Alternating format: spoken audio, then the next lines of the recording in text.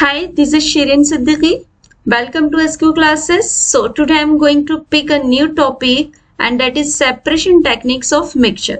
Previous lecture में हमने पढ़ा था होमोजीनस मिक्सचर्स क्या होते हैं, हेट्रोजीनस मिक्सचर्स क्या होते हैं, सॉल्यूशन, सस्पेंशन, कोलाइड्स, ये सब हम पढ़ चुके हैं मिक्सचर्स के बारे में, इनकी क्या प्रॉपर्टीज होती हैं. So in this lecture we will learn how to separate this mixture. Mixture बनाना तो हमने सीख लिया, बट अब इस मिक्सचर को अगर हम चाहें कि इसके कंपोनेंट्स में सेपरेट करना, तो उसको कैसे सेपरेट करते हैं. सो उसके लिए यहाँ पे कुछ टेक्निक्स होती हैं, उन्हीं टेक्निक्स के बारे में हम यहाँ डिस्कस करेंगे.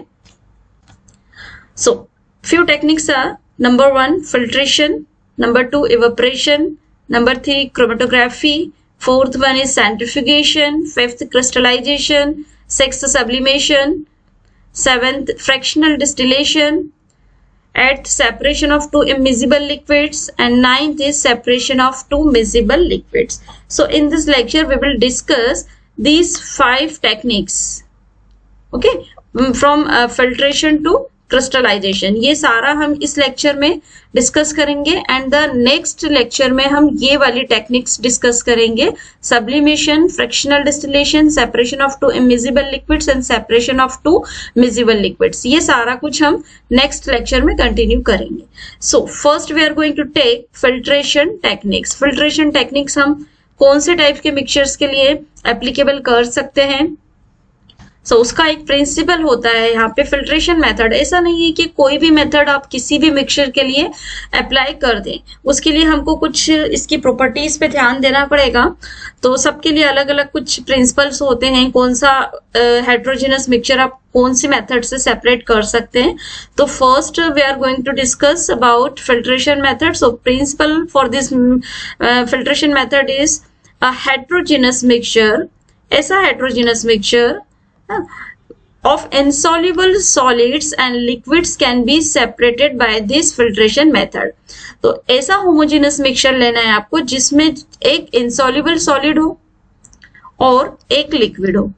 ओके, insoluble solid कोई भी एक सॉलिड हो सकता है. फॉर एग्जांपल चॉक पाउडर, जो आपने ये देखा है, चॉक पाउडर में अगर चॉक पाउडर को अगर हम वाटर में डिसॉल्व कर दें तो जो सॉल्यूशन मिलेगा हमको, हेट्रोजेनस मिक्सचर जो हमको मिलेगा, वो इस मिक्सचर को आप फिल्ट्रेशन मेथड से सेपरेट कर सकते हैं. इसके अलावा आप सैंड और वाटर के मिक्सचर को भी फिल्ट्रेशन मेथड्स के थ्रू सेपरेट कर सकते हैं. सैंड को अलग कर सकते हैं, वाटर को अलग कर सकते हैं. तो कैसे कर सकते हैं ये हम आगे समझ लेते हैं. फर्स्ट, सपोज आपके पास ये जो है चॉक पाउडर है. आपने चॉक पाउडर ले लिया, इस चॉक पाउडर को आपने वाटर में डिसॉल्व कर ले. ये आपके पास वाटर है, ठीक है. यहाँ पे हमने वाटर ले लिया और चॉक पाउडर, इन दोनों को जब हम मिक्स कर देंगे तो हमें इस तरीके का कुछ मिक्सचर मिल जाएगा. ओके, ये मिक्सचर जो है चॉक पाउडर एंड वाटर का मिक्सचर है. अब इस मिक्सचर में से हम चाहते हैं कि पाउडर, चॉक का पाउडर अलग हो जाए एंड वाटर जो है वो हम इसको कंपोनेंट को सेपरेट कर दें. मीन्स इसके दोनों कंपोनेंट्स को हम सेपरेट कर सकते हैं फिल्ट्रेशन मेथड से. तो फिल्ट्रेशन मेथड्स के लिए जो चीजें आपको रिक्वायर्ड हैं वो ये है. एक तो आपको चाहिए funnel, this is funnel, chemistry lab में आपने देखी होगी. एंड बीकर चाहिए आपको, ये नीचे जो रखा है दिस इज बीकर. एक आपको चाहिए, the most important thing is filter paper. This is filter paper. Okay, filter paper क्या होता है, you can see in chemistry lab. आपने केमिस्ट्री लैब में देख सकते हैं, अगर नहीं देखा है तो. ये फिल्टर पेपर में एक्चुअली बहुत टाइनी पोर्स होते हैं, है ना. इन टाइनी पोर्स से जब आप उस वाटर को इसमें फिल्टर करेंगे, मिक्सचर को जब इसमें डालते हैं, तो जो इनसॉल्युबल पार्टिकल्स होते हैं वो फिल्टर पेपर के ऊपर रह जाता है, बाकी का लिक्विड नीचे बीकर में आ जाता है. तो फिल्टर पेपर हम कह सकते हैं जस्ट लाइक टी फिल्टर. जो हम घर में टी को फिल्टर करते हैं उसके लिए जो हम छलनी यूज करते हैं, डेट इज फिल्टर पेपर. तो जिस तरीके से आप टी को फिल्टर करते हैं तो टी लीव्स आपकी चाय छलनी के ऊपर रह जाती हैं एंड टी आपका कप में आ जाता है. बिल्कुल उसी तरीके से फिल्टर पेपर यहाँ पे वर्क करता है. तो आपने एक फिल्टर पेपर ले लेना है, फिर उसको इस तरीके से आपको फोल्ड कर लेना है. यहाँ पे आप देख सकते हैं, इसको फोल्ड करके इस फनल में, यहाँ पे ये फनल है, इसमें रख दीजिए. फिर नेक्स्ट आपको इस तरीके से सेटअप तैयार कर लेना है. तो आपने जो फनल लिया था, ये फनल यहाँ आप देख सकते हैं, ये फनल है आपका, ठीक है. फनल के अंदर आपने एक फिल्टर पेपर रख दिया, you can see here. Okay. और ये फनल स्टैंड है, इन पूरे सेटअप को आपने एक स्टैंड से, ग्लास रॉड से आपने, एक स्टैंड से आपने इसको टाइट कर दिया है और नीचे आपने रखा है बीकर, ये जो है आपके पास ये बीकर है। ओके, अब आपको क्या करना है, जो हमने मिक्सचर तैयार किया था चॉक पाउडर एंड वाटर का, उसको इसमें पोर करना है। जब आप इसको पोर करेंगे तो क्या होगा, वो फिल्टर होना शुरू हो जाएगा, तो वाटर नीचे आ जाएगा यहाँ पे लिक्विड सारा, और उसके रेसिड्यूज ऊपर रह जाएंगे। नेक्स्ट पिक्चर में आप देख सकते हैं, यहाँ देखिए, यू कैन सी ये जो लिक्विड यहाँ से पोर कर रहे हैं हम, दिस लिक्विड, ओके, यहाँ से देखिए पोर हो रहा है। ये क्या है, ये चॉक पाउडर एंड वाटर का मिक्सचर है। इसको हमने इसमें यहाँ से हमने इसको पोर करना शुरू किया, और ये जो था आपका, ये है आपका फिल्टर पेपर जो कि हमने फनल में लगा के रखा था। ठीक है, अब आपने क्या करना है, यहाँ पे देखिए चॉक पाउडर सारा फिल्टर पेपर के ऊपर जमा हो जाएगा यहाँ पे पूरा, और नीचे क्या मिलेगा आपको, नीचे प्योर वाटर मिल जाएगा आपको। तो कुछ इस तरीके से आप देख सकते हैं, यहाँ पे ये आपका फिल्टर पेपर था। ओके, ये फनल हमने जो तैयार किया था, इसमें आपने जब ये फिल्टर करना शुरू किया तो यहाँ पे आपको चॉक पाउडर मिल जाएगा। ये चॉक पाउडर है आपका, और नीचे जो मिला आपको ये वाटर मिल गया।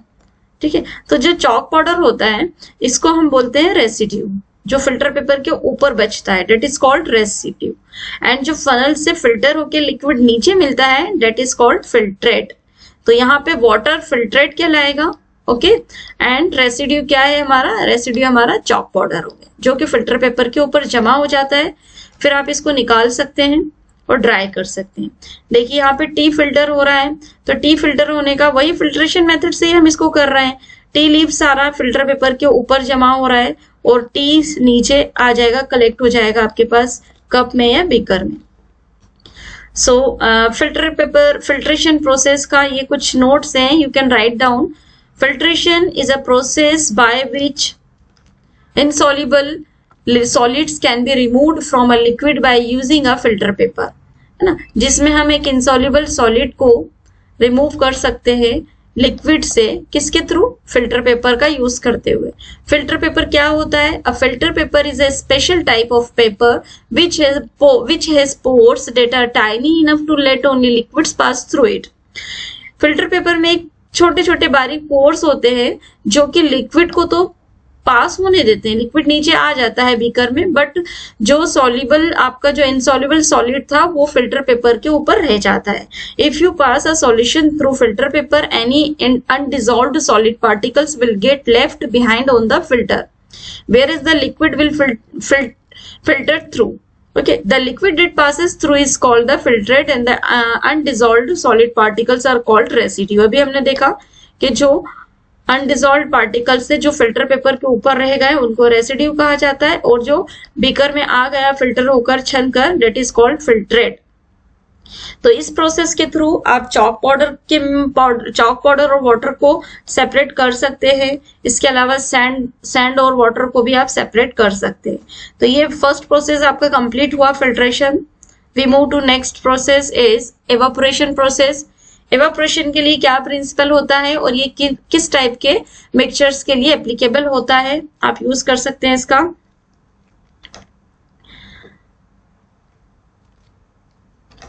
देखिए, this process is suitable for the separation of non volatile soluble solid from its liquid solvent. क्या मतलब हुआ इसका, आप ऐसे टाइप के कोई भी हेट्रोजेनस मिक्सचर हो जिसमें एक सॉलिड होता है और एक लिक्विड होता है, बट सॉलिड कैसा होता है, नॉन वोलेटाइल सॉलिड होता है, एंड लिक्विड कैसा होता है, वोलेटाइल होता है। नॉन वोलेटाइल और वोलेटाइल का मतलब क्या होता है, वोलेटाइल मतलब जो कि इवोपरेट हो सकता है very easily, and non volatile मतलब जो कि इजीली इवोपरेट नहीं हो सकता है। तो इसमें मतलब इवोपरेशन का प्रोसेस आप उन टाइप के हेट्रोजेनस मिक्सचर के लिए यूज कर सकते हैं जिसके कंपोनेंट्स के बॉइलिंग पॉइंट्स में बहुत ज्यादा डिफरेंस हो, है ना। तो यहाँ पे आपने लिया है वाटर, ठीक है, ये क्या है आपका वाटर, H2O। तो वाटर का बॉइलिंग पॉइंट कितना होता है, 100 डिग्री सेल्सियस। ओके, अब अगर आप दूसरा कंपोनेंट ले रहे हैं, सपोज यहाँ पे हमने डाई लिया है, इंक में जो डाई होता है ना वो हम ले रहे हैं यहाँ पे, तो डाई का जो बॉइलिंग पॉइंट होगा वो बहुत ज्यादा हाई होगा। और आपको ये भी पता है कि सॉलिड सब्सटेंस का जो बॉइलिंग पॉइंट होते हैं वो हाई होते हैं, जो सॉलिड सब्सटेंस होते हैं can not be easily evaporate, वो आसानी से इवेपोरेट भी नहीं होते, और लिक्विड सब्सटेंस इजीली इवेपोरेट होते हैं। इसलिए हमने यहाँ पे एक नॉन वोलेटाइल सब्सटेंस ले लेंगे और एक वोलेटाइल सब्सटेंस ले लेंगे। अब इनको यहाँ पे हमने नॉन वोलेटाइल में इंक ले लिया, ओके, एंड वाटर लिया, इन दोनों को हमने मिक्स किया। इसके अलावा आपको एक लगेगा यहाँ पे एक चाइना डिश, एक पेट्री डिश, कांच की बनी हुई, ग्लास की बनी हुई डिश होती है, और इस तरीके से सेटअप तैयार कर लेना है आपको। यहाँ पे सबसे नीचे आपने बर्नर रखा हुआ है, ओके, ये आपका ट्राइपॉड स्टैंड है जिसपे आपको बीकर रखना है। यहाँ हमने एक कांच का बीकर रख लिया है, दैट इज बीकर, ओके। इस बीकर में हमने वाटर फिल कर लेना है, ओके, ये वाटर है आपका अंदर, H2O के मॉलिक्यूल्स। अब इसके ऊपर आपको रखना है वॉच ग्लास। वॉच ग्लास वही हमारी जो चाइना डिश है, ये वाली डिश, इसको आपने यहाँ रख देना है, इसके ऊपर जो बीकर है उसके ऊपर रखेंगे, ठीक है। अब इस डिश के अंदर आपको वो सैंपल डालना है जिसको आप एवेपोरेट करना, जिसको आप सेपरेट करना चाह रहे हैं एवेपोरेशन प्रोसेस से। तो यहाँ पे हम ब्लू इंक ले लेते हैं, हमें इंक को सेपरेट करना है वाटर से, ओके। तो यहाँ पे जब आपने इसको बर्न करना शुरू किया, वाटर बॉईल होना स्टार्ट हो जाएगा, एंड बॉईल होते होते वाटर जो है, इसका जो डिश में आपने सैंपल लिया है इसका वाटर भी बॉईल होने लगेगा। एंड यहाँ पे आप देख सकते हैं कि इसकी वेपर्स बनने लगी। ये वेपर्स किसकी है? वाटर की वेपर्स है। तो यहाँ पे वाटर जो है बाहर निकल रहा है ना, इवेपोरेट हो रहा है। जब ये कंप्लीटली इवेपोरेट हो जाएगा तो यहाँ पे आपको जो सैंपल मिलेगा दैट इज इंक। इंक का एक पाउडर आपको यहाँ मिल जाएगा। तो इस तरीके से हमने इंक को वाटर से सेपरेट कर दिया, या कौन सी मेथड के थ्रू? इवेपोरेशन मेथड के थ्रू। तो इवेपोरेशन मेथड के लिए कंडीशन है आपके पास कि एक सब्सटेंस जो है वो नॉन वोलेटाइल होना चाहिए और दूसरा सब्सटेंस वोलेटाइल होना चाहिए। एवेपोरेशन प्रोसेस आपने कई बार देखा भी होगा। यहाँ पे देखिए फॉर्मेशन ऑफ सॉल्ट, जो नमक हम खाते हैं समंदर में, सीज में जो नमक का बनता है वो इवेपोरेशन प्रोसेस के थ्रू बनता है। यहाँ बड़े बड़े ऐसे गड्ढे कर दिए जाते हैं, वाटर को स्टोर किया जाता है, एंड व्हेन जस्ट सनलाइट इसके ऊपर फॉल होती है तो सनलाइट से क्या होता है, वाटर का इवेपोरेशन शुरू हो जाता है। वाटर इवेपोरेट होकर बाहर की ओर उड़ने लग जाता है, बाहर निकल जाता है सारा, और नीचे क्या बच जाता है आपके पास? सॉल्ट के मॉलिक्यूल्स, क्रिस्टल्स बच जाते हैं, ओके। तो ये इवेपोरेशन हो गया। Next method is centrifugation technique, and this is the most important techniques and बहुत इंटरेस्टिंग टेक्निक होती है ये, इसको अच्छे से समझिएगा। This method, the method of separating finely suspended particles in a liquid colloids by rotating the liquid at very high speed is called centrifugation. Centrifugation is done by using a machine called centrifugate. Sometimes the solid particles in a liquid are very small and pass through a filter paper. They can be separated by centrifugation. अब यहाँ हमें ये देखना है इसका principal क्या होता है एंड ये कौन से मिक्सचर्स के लिए अप्लाई कर सकते हैं। तो हम ऐसे मिक्सचर्स के लिए जहां पे कि इसके जो पार्टिकल्स होते हैं, सॉलिड पार्टिकल्स बहुत ज्यादा स्मॉल होते हैं, जिसकी वजह से क्या होता है कि अगर आपने इसको फिल्टर पेपर से ट्राई किया फिल्टर करने के लिए तो क्या होगा कि साथ में लिक्विड के साथ साथ वो पार्टिकल्स भी फिल्टर होके नीचे आ जाते हैं। तो इस तरीके से आप फिल्ट्रेशन मेथड से इसको अलग नहीं कर सकते हैं। फिर हम यहाँ पे सेंट्रिफिकेशन टेक्निक का यूज करेंगे। तो सेंट्रिफिकेशन करने के लिए बेसिकली इसका ये होता है, कोई भी suspended particles in a liquid, for example आपने कोलाइड ले लिया, ब्लड ही ले लिया, ब्लड एक कोलाइड होता है, हमें मालूम है। मिल्क भी ले सकते हैं आप, मिल्क में से आपको क्रीम को सेपरेट करना है, ओके। तो कोलाइड्स को हमने ले लिया और उसको बहुत हाई स्पीड में, वेरी हाई स्पीड में आप उसको रोटेट करेंगे। तो जब आप इसको रोटेट करेंगे तो उसके जो पार्टिकल्स होते हैं वो सेपरेट होने लगते हैं। जो हैवी पार्टिकल्स होते हैं वो नीचे बैठ जाते हैं, जो लाइटर पार्टिकल्स होते हैं वो ऊपर चले जाते हैं। इनको जिन मशीनरीज में किया जाता है, जो मशीन इसमें यूज की जाती है उसको बोलते हैं सेंट्रीफ्यूगेट। तो कुछ इस तरीके की मशीन होती है, आप देख सकते हैं। यहाँ पे देखिए रोटेट हो रहा है, इसके पास सैंपल्स, यहाँ पे इसकी ट्यूब में सैंपल्स को रखकर और इसको हाई स्पीड से रोटेट करते हैं। तो इसके प्रिंसिपल, कौन से प्रिंसिपल पे ये वर्क करता है? The denser particles are forced to bottom and the lighter particles stay at the top. इसमें जितने भी हैवी पार्टिकल्स होते हैं, डेंसर पार्टिकल जो होते हैं ना, वो बॉटम में जमा हो जाते हैं, सेटल हो जाते हैं, और जो लाइटर पार्टिकल्स होते हैं वो सारे ऊपर कलेक्ट हो जाते हैं। तो अब हम इसको देख लेते हैं, इसकी एप्लीकेशन देखते हैं। First application is used in diagnostic laboratory for blood and urine test. जो हम ब्लड और यूरिन टेस्ट करते हैं उसमें इसी मेथड का यूज करके इसके कंपोनेंट्स को सेपरेट कर सकते हैं। And use in dairies and home to separate butter from milk. Dairies में और घर में जो हम बटर को सेपरेट करते हैं, क्रीम एंड बटर को ना, उसके लिए भी सेंट्रिफिकेशन किया जाता है। जो मिक्सी में हम चलाते हैं क्रीम को बटर से सेपरेट करने के लिए, तो वो सेपरेट हो जाता है इसके कंपोनेंट। फिर तीसरा है, हमने ये भी हम डेली लाइफ में अपना देखते हैं, used in washing machine to squeeze out water from wet clothes.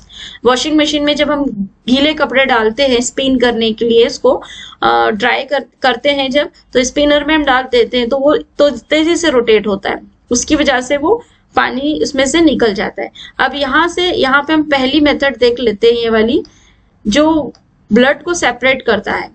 Blood के जो कंपोनेंट्स होते हैं ना, उसको कैसे सेपरेट किया जाता है लेबोरेटरी में, वो हम इस मेथड्स के थ्रू समझते हैं।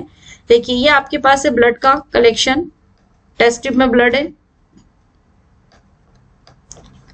नेक्स्ट इसको, इन सारी टेस्ट ट्यूब्स को बंद करके हम इन मशीन में रख देंगे। ये जो इसके चैम्बर्स होते हैं ना, इसकी ट्यूब्स जो होती है, उसमें आपने इसको पुट कर दिया है। जब आप इसको पुट कर देंगे तब क्या होगा, ये तेजी से रोटेट होने लग जाएगी, कुछ इस तरीके से। यहाँ पे देखिए काफी हाई स्पीड में ये रोटेट होता है। तो जब ये रोटेट होता है तो कुछ इस तरीके से होता है ये। यहाँ पे देखिए रोटेशन, टेस्ट ट्यूब सारी इसमें आपने रख के चैम्बर्स को अच्छे से रोटेट कर सकते हैं मशीन में। अब जब ये रोटेट हो रहा है तो आपने जो ब्लड का सैंपल रखा था वो कैसे सेपरेट होगा, देखिए ब्लड के कंपोजिशन में आरबीसी होता है, रेड ब्लड सेल्स, दूसरा डब्ल्यूबीसी होता है, and third one is plasma होता है। तो आरबीसी जो होते हैं बहुत हैवी होते हैं, है ना, और डब्ल्यूबीसी मीडियम होते हैं, एंड प्लाज्मा लाइटर होते हैं। तो जब आप इसको ब्लड सैंपल को हाई स्पीड से इस चैम्बर में सेंट्रीफ्यूगेट मशीन में आप इसको रोटेट करेंगे तो क्या होता है, ये तीनों पार्टिकल्स अलग अलग हो जाएंगे। इसके किस तरीके से अलग हो जाएंगे, कुछ इस तरीके से ये अलग हो जाता है। यहाँ हम देख सकते हैं ये जो रेड ब्लड सेल्स थी टेस्ट ट्यूब में, आप देखिए यहाँ पे नीचे की ओर बॉटम में रेड ब्लड सेल्स जमा हो गई सारा, क्योंकि ये बहुत लाइट था। अभी हमने देखा हैवी था ये, जिसकी वजह से ये बॉटम में कलेक्ट हो गया है। फिर डब्ल्यूबीसी थी हमारी, डब्ल्यूबीसी व्हाइट ब्लड सेल्स जो कि मीडियम थी, तो वो इस वाले पोर्शन में इसके ऊपर कलेक्ट हो गया है। एंड तो प्लाज्मा बहुत ज्यादा लाइटर था दोनों की कंपैरेटिवली, तो वो यहाँ पे सबसे ऊपर आकर कलेक्ट हो जाएगा। तो इस तरीके से आप देखिए कि हमने ब्लड के तीनों कंपोनेंट्स को सेपरेट कर दिया है बाय सेंट्रीफ्यूगेशन प्रोसेस के थ्रू। तो इसके कुछ नोट्स हैं, you can write down. Application, principle and ये मेथड्स क्या होती है, इसका इंट्रोडक्शन ये आप लिख सकते हैं इसको। नेक्स्ट मेथड की ओर हम मूव करते हैं, chromatography. It is also very interesting method and higher classes में बहुत यूजफुल होती है एंड बहुत इंटरेस्टिंग होती है chromatography, and my favourite technique है ये, मुझे बहुत पसंद है ये। इसमें देखिए क्रोमेटोग्राफी का, क्रोमो का मीनिंग होता है यहाँ पे कलर्स, क्रोमा मीन्स कलर्स। तो इसमें हम क्या करते हैं, कलर्स को सेपरेट करते हैं। कलर्स को मतलब it is a technique of separating two or more dissolved solute, दो से ज्यादा डिजॉल्व्ड सॉल्यूट हो which are present in very small quantities. ऐसे सॉल्यूशन जिसमें कि ये सॉलिड्स बहुत ही कम क्वांटिटी में, बहुत छोटी स्मॉल क्वांटिटी में प्रेजेंट होते हैं, तब हम इस टेक्निक का यूज कर सकते हैं। These are two or more substances are soluble in same solvent but their solubility may be differ। अब आपको इसमें एक सॉल्वेंट की जरूरत होती है और सॉल्वेंट आपको कुछ ऐसा सिलेक्ट करना पड़ता है जिसमें जितने भी कंपोनेंट हैं उसमें वो सारे उसमें डिसॉल्व होना जरूरी है, बट उसकी सॉल्युबिलिटी डिफरेंट हो सकती है, सॉल्युबिलिटी अलग अलग हो जाएगी। तो सॉल्युबिलिटी में भी differ. Okay, chromatography is a method of separation that distributes components to separate between two phases. One is a stationary phases and the other is mobile phase. अब इस chromatography के लिए हम इसमें जो 9th क्लास के लेवल का है वो पेपर क्रोमेटोग्राफी, इसकी बहुत सारी ब्रांचेस हैं, बट यहाँ हम डिस्कस करेंगे पेपर क्रोमेटोग्राफी के बारे में। पेपर क्रोमेटोग्राफी करने के लिए आपके पास देखिए यहाँ पे दो फेजेस होते हैं आपका, एक होता है स्टेशनरी फेज। स्टेशनरी फेज क्या होता है? पेपर जो आप यूज करेंगे, अभी हम आगे समझेंगे।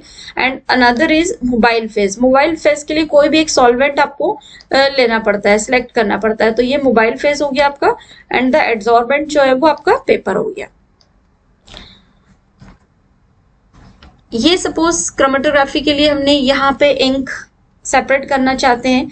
फॉर एग्जाम्पल ये ब्लू इंक है, तो इंक में खाली ब्लू ही नहीं होता है, इसमें और भी कलर मिक्स होते हैं। ब्लू में आपका रेड, ऑरेंज और 2-3 कलर्स इसमें मिक्स हो सकते हैं। तो हम चाहते हैं कि इस इंक में से हमें दोनों तीनों जितने भी कलर्स में कंपोनेंट्स मिक्स हैं उसको सेपरेट कर दें।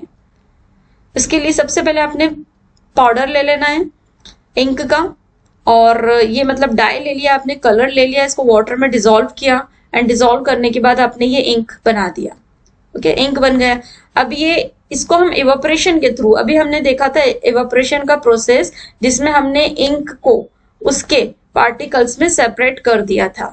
आपस से हमने वाटर को अलग किया था, एंड इसमें हमने ये जो डाई आपने यूज किया उसको सेपरेट कर दिया था इवेपोरेशन मेथड के थ्रू।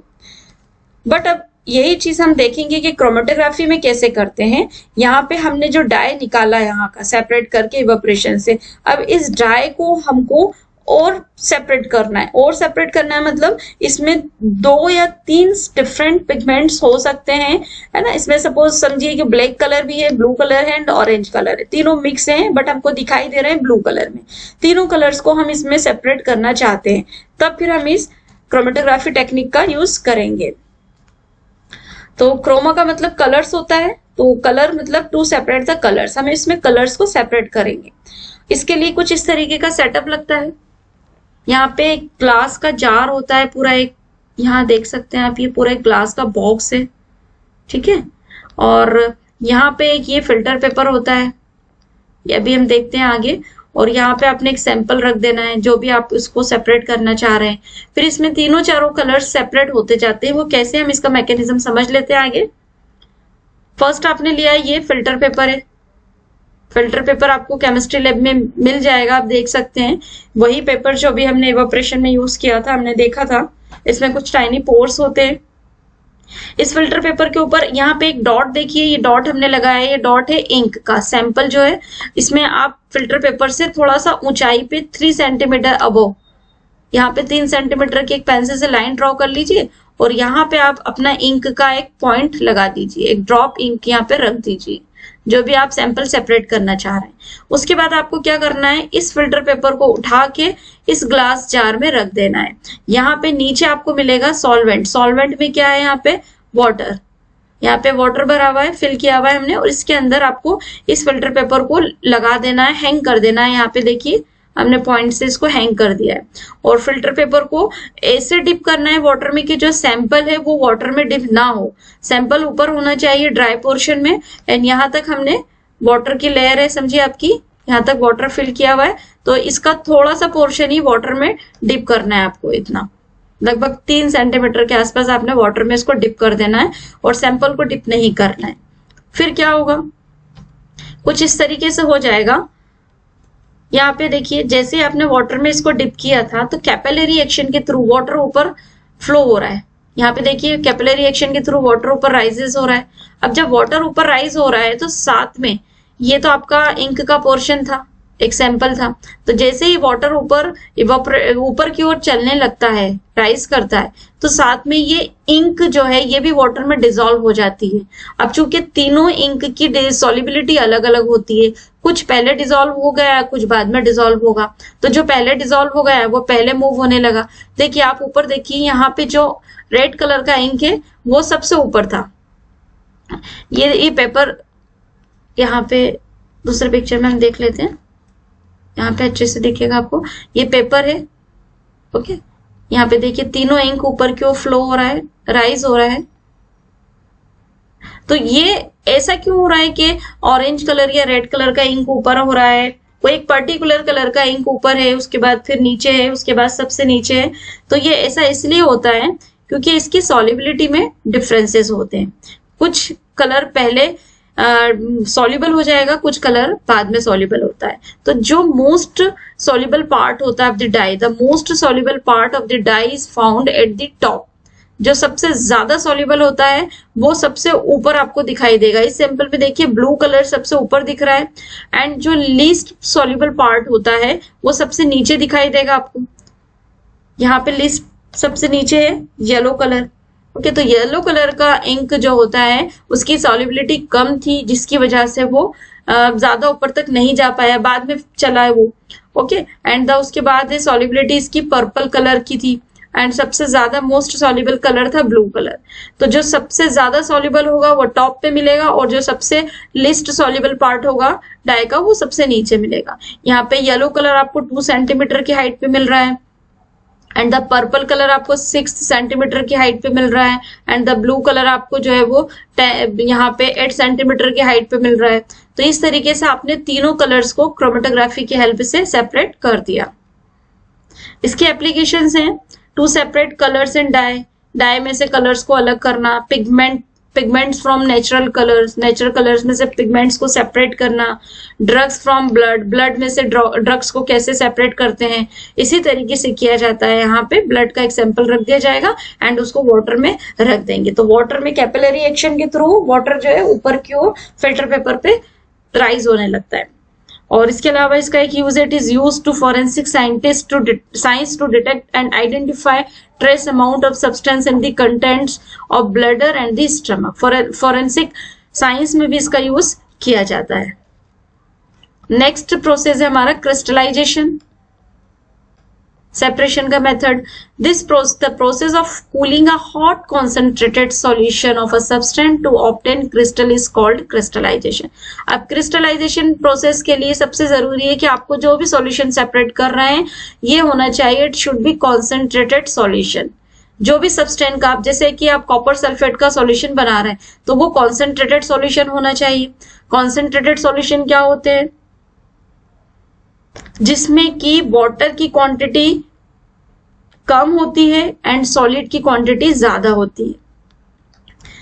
यह देखिए आप इस वाले पिक्चर में, यहाँ पे वाटर आपको बहुत ज्यादा दिखाई दे रहा है, एंड जो बीच में डॉट्स दिखाई दे रहे हैं ये सॉलिड इसके कोई भी सॉलिड पार्टिकल्स हैं। फॉर एग्जाम्पल ये कॉपर सल्फेट के ही पार्टिकल्स मान लेते हैं हम इनको, तो ये पार्टिकल्स आपको बहुत कम दिखाई दे रहे हैं एंड वाटर की क्वांटिटीज में ज्यादा दिखाई दे रही है, तो ये कहलाएगा डाइल्यूट सॉल्यूशन। और कॉन्सेंट्रेटेड सॉल्यूशन क्या है? जिसमें सॉलिड की क्वांटिटी बहुत ज्यादा होती है, सॉल्वेंट की क्वांटिटी इसमें कम होती है। तो आप देख सकते हैं यहाँ पे काफी सारे डॉट्स दिखाई दे रहे हैं, ये सब सॉलिड पार्टिकल्स होते हैं।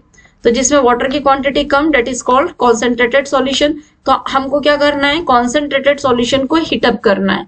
हीट करने की वजह से क्या होगा कि उसका जो लिक्विड पार्ट है वो इवापोरेट हो जाएगा एंड हमको प्योर कॉपर सल्फेट का क्रिस्टल्स यहाँ पे मिल जाएंगे। इसको हम समझ लेते हैं। यहाँ पे क्रिस्टलाइजेशन के लिए हमने सबसे पहले कॉपर सल्फेट ले लिया।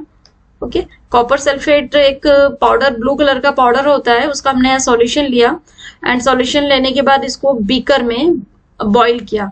ये नीचे आपने बीकर रखा हुआ है जिसमें वाटर है, ये बॉईल हो रहा है एंड जो कॉपर सल्फेट का सॉल्यूशन है ये आपको एक चाइना डिश में, एक ग्लास डिश में ले लेना है और इस ग्लास डिश को इस बीकर के ऊपर रख देना है। नीचे आपने बर्नर ऑन कर देना है, बर्नर जलता रहेगा, तो जैसे इसकी फ्लेम इसमें लगेगी वाटर बॉईल होगा, जिसकी वजह से कॉपर सल्फेट भी बॉईल होने लगेगा। जब कॉपर सल्फेट बॉईल होगा तो इसके जो वाटर्स हैं, वाटर के जो मॉलिक्यूल्स हैं वो इवापोरेट होने लगेंगे। देखिए इसकी वेपर्स बनना शुरू हो गई, ये वाटर की वेपर्स है, तो सारा वाटर जो है इसमें इवापोरेट होके बाहर निकल जाएगा और कुछ इस तरीके से आपको कॉपर सल्फेट के क्रिस्टल्स मिल जाएंगे। यहाँ पे हम देख सकते हैं ये है आपका कॉपर सल्फेट का पाउडर लिया हमने। अब देखिए यही चीज हम इवापोरेशन से भी सेपरेट कर सकते हैं। कॉपर सल्फेट के सॉल्यूशन को हम कॉपर सल्फेट के मिक्सचर को हम इवापोरेशन मेथड से भी सेपरेट कर सकते हैं, मतलब उसके वाटर को हम अलग कर सकते हैं कॉपर सल्फेट से। तो हमने यहाँ पे कॉपर सल्फेट का पाउडर लिया, फिर हमने यहाँ पे ले लिया वाटर ले लिया और उसमें हमने मिक्स कर दिया और इस तरीके से हमने इसका सॉल्यूशन बना लिया। अब इस सॉल्यूशन को हमने यहाँ पे हीटअप किया, इवापोरेशन मेथड करवाई। तो इवापोरेशन से क्या हुआ कि यहाँ पे इसके क्रिस्टल फॉर्म हो गए, वाटर पूरा ड्राई होके बाहर निकल गया, इवापोरेट होके बाहर निकल गया। बट ये प्रोसेस जब हम इवापोरेशन से भी करवा सकते हैं तो फिर क्रिस्टलाइजेशन की क्या जरूरत पड़ गई हमको? हाँ, क्रिस्टलाइजेशन इसलिए होता है, क्रिस्टलाइजेशन का देखिए ये और इस प्रोसेस के थ्रू हमको ये जो सैंपल मिलेगा यहाँ पे क्रिस्टल जो मिलेंगे ये एकदम प्योरेस्ट फॉर्म में होते हैं यहाँ पे, जबकि वाटर वाले इवापोरेशन में जो क्रिस्टल मिल रहे हैं आपको ये प्योर फॉर्म में नहीं होते हैं। क्योंकि इसमें क्या होता है कि आपने कॉन्सेंट्रेटेड सॉल्यूशन ले लिया कॉपर सल्फेट का और उसका सारा वाटर आपने इवेपोरेट कर दिया, तो जो फिर उसके बाद आपने इसको ठंडा किया। जब आप इसको कूल करेंगे, यहाँ पे इसकी जब कूलिंग होती है कॉन्सेंट्रेटेड सॉल्यूशन की, तो कूल करने पे क्या होगा कि सारे क्रिस्टल्स जो है उसका जो पाउडर है वो क्रिस्टल के रूप में एकदम बाहर निकल जाता है, अलग हो जाता है और उसके क्रिस्टल सेपरेट हो जाते हैं। तो क्रिस्टलाइजेशन प्रोसेस के थ्रू हमें जो सब्सटेंस मिलता है वो प्योर फॉर्म में मिलता है, जबकि इवेपोरेशन में जो सब्सटेंस मिलता है वो इम्प्योर फॉर्म में हो सकता है। इम्प्योरिटीज इसमें मिक्स हो सकती हैं, जैसे कि वाटर में कोई इम्प्योरिटीज मिली होगी, ओके, तो वो इसमें छूट जाएगी, वाटर इवेपोरेट हो जाएगा। इसीलिए जब हम सी से जब हम इवेपोरेशन करते हैं और सॉल्ट का फॉर्मेशन करते हैं तो जो सी का सॉल्ट बनता है इवेपोरेशन के थ्रू वो प्योरेस्ट फॉर्म में नहीं होता है, फिर उसको प्यूरिफाई किया जाता है लेबोरेटरीज में एंड फिर वो मार्केट में आता है। सो ये रहा हमारी 5 टेक्निक्स, पूरी हमने देख ली। सेपरेशन कैसे किया जाता है मिक्सचर्स का एंड कौन सी मेथड के लिए, कौन से हेट्रोजेनस मिक्सचर के लिए कौन सी आप प्रोसेस यूज कर सकते हैं, उसके भी प्रिंसिपल हमने यहाँ देखे हैं। तो I hope you have like this video. अगर आपको वीडियो अच्छा लगा है तो फिर आप मेरे इस वीडियो को सब्सक्राइब करिए, लाइक करिए, और सब्सक्राइब करने से आपको ये फायदा होगा कि जब भी कभी हम वीडियो नए अपलोड करेंगे तो आपको उसका नोटिफिकेशन मिल जाएगा। Okay, bye bye, take care.